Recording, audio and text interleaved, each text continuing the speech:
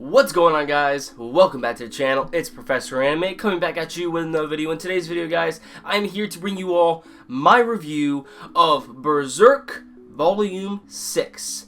So, let's get this started. So, if you really think about it in terms of what is contained within this volume of Berserk, this volume mainly centers around Griffith. Now, the reason why I say this is because not only do we get to see a lot of Griffith within this volume, but because of the fact that we get to dive into Griffith's mindset, we get to understand his ideals, we get to understand his viewpoints on life, friends, and dreams in general. And this volume also has probably one of the most impactful scenes in Berserk, and probably one of the most impactful scenes in manga or anime that you will probably ever come across. Now, when it comes to the beginning of this volume of Berserk, we get to see that Griffith is starting to take a liking into the king's daughter named Princess Charlotte, but is he exactly developing feelings for her, or is he sensing a pawn that he can probably use to his advantage for later events to come? Because as I stated before, when it comes to this volume of Berserk, this is where we really get to see Griffith's mindset on things, and the whole volume pretty much just revolves around Griffith's character entirely, and we get to see the reveal of his true intent on things, and he is willing to go all the way in order to accomplish things that might stand an obstacle to his dream. And what I mean by that is because within this volume, we see that Griffith almost gets assassinated by Count Julius, because Julius is jealous at Griffith for him being a common-born, and he is slowly but surely rising through the ranks to the point where, at this point, Griffith could end up becoming a general, which would make Count Julius and Griffith on the same level with each other. And Count Julius doesn't like that one bit, so he hires a bowman to actually assassinate Griffith with a poison arrow. Luckily, however, Griffith ends up surviving because the Behelit actually saved his life.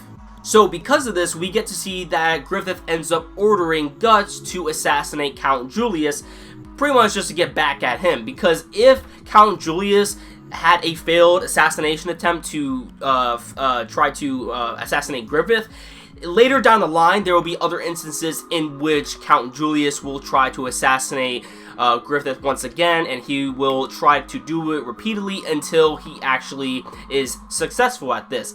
So in this case, Griffith ends up seeing Count Julius as someone who is getting in the way of his dreams, because if Griffith is dead, then there is just no way for Griffith to, make his dreams come true. So because of this, he ends up hiring, or not necessarily hiring, but he orders Guts in order to go after Count Julius, and that is pretty much what Guts does. He ends up assassinating Count Julius. However, there is one person that ends up seeing this whole act unfold, and that is Count Julius's son. So then we get to see Count Julius's son being stabbed and killed by Guts. So this is probably one of the most impactful moments for Guts as a character, one of the most impactful moments for him, because he starts to reflect back on his past. The films and the anime did a wonderful job at adding this scene within and in getting it down right, because I actually heard some people actually tear up in this scene, especially when we have it to where the son is trying to gasp for air, and he's trying to breathe. He can't breathe. He's just choking on his own blood, and it's a very gruesome scene. So after this scene, we see Guts trying to escape. Luckily, no one knows that it's Guts at this point in time. However, we see Guts plowing down through several soldiers, and then he ends up escaping within a sewer, but then he ends up hitting his head on a rock. Now, this is where we see the symbolism take place, because Guts ends up getting knocked out for a few minutes, and then we get to see him start dreaming. More of a nightmare, if you ask me, which is probably what ends up waking him up in the process. But previously, we get to see Guts reflect back on his past, especially when Count Julius and his son were practicing sword fighting. Now, Guts saw Count Julius as Gambino. Like, he was reflecting on his past. He saw Count Julius as Gambino, and he saw Count Julius's son as himself. Now, we have it to where in the dream, we see this creature. This is Zod. This is definitely Zod. We see Gambino here and Guts here. We flip the page over. Zod ends up killing Gambino. Okay? Which Guts ended up doing. It was more of an accident, but Guts ended up killing Gambino. Now, we have young Guts here end up getting killed from Zod. We flip the page over, and we see this face. This is actually Guts' face. Now, if you don't take this as symbolism, I don't know what you would take as symbolism, to be honest. Because how this plays out is just amazing. We get to see that Guts, from the past volumes of Berserk, we saw Guts end up killing Gambino. However, it was an accident. He didn't want to do that. It wasn't his intention. Now, when it comes to this volume of Berserk, we get to see how far Guts is willing to go for Griffith, for Griffith's dream to come true. He is willing to go far as to assassinate Count Julius, and that includes anyone who ends up, seeing the act play out. And the person he ends up killing, as well as Count Julius, is Count Julius's own son. So we see that Guts is willing to go as far as killing a child for Griffith. So as I stated before, this is probably one of the most impactful moments for Guts as a character, because directly after this scene, we have it to where Guts ends up returning to Griffith. However, Griffith is giving a speech to Princess Charlotte. He is talking to Princess Charlotte, so he doesn't want to intervene on the conversation. So Guts more or less eavesdrops, but we get to see, not only Griffith's ideals and beliefs on what a life is, a dream, what friends are. Not only do we get to see that, but this is also where we see another impactful moment for Guts as well, to the point where we have it to where he is starting to think for himself.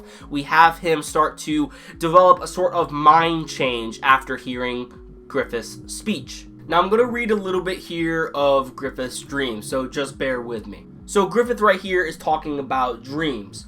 But for a man, before he can attain those two, perhaps he must come upon one other precious thing. One other precious thing is for no other's sake. To accomplish it for him, for himself, is a dream. One who dreams of world domination, one who devotes his whole life to the thorough tempering of the sword. If there is a dream which takes one his whole life to find, there are also dreams which, like storms, devour tens of thousands of other dreams. With no relation to social status, class background, whether it suits them or not, people yearn for a dream. Sustained by a dream, hurt by a dream, revived by a dream, killed by a dream. And even after being abandoned by a dream, it continues to smolder from the bottom of one's heart, probably until the verge of death. A man should envision such a lifetime once, a life spent as a martyr to the god named Dream.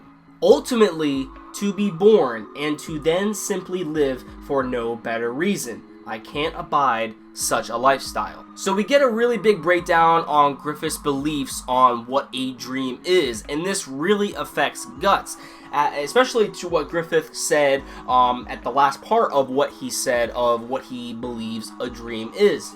Ultimately, to be born and then to simply live for no better reason, I can't abide to such a lifestyle. And that is pretty much a normal lifestyle, to simply just be born and pretty much go through life without pursuing one's dream, without pretty much having an ambition, pretty much just going with the flow. And that is pretty much what Guts has pretty much been doing.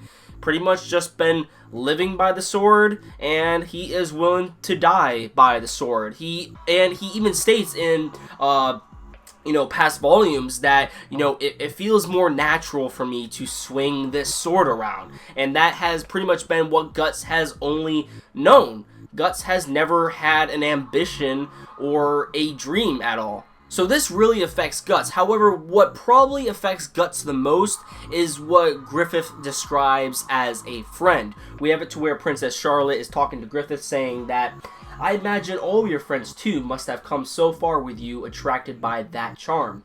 And Griffith replies, "They are excellent troops. Together we have faced death so many times. They are my valuable comrades, devoting themselves to the dream I envision. But to me, a friend is something else. Someone who would never depend upon another's dream.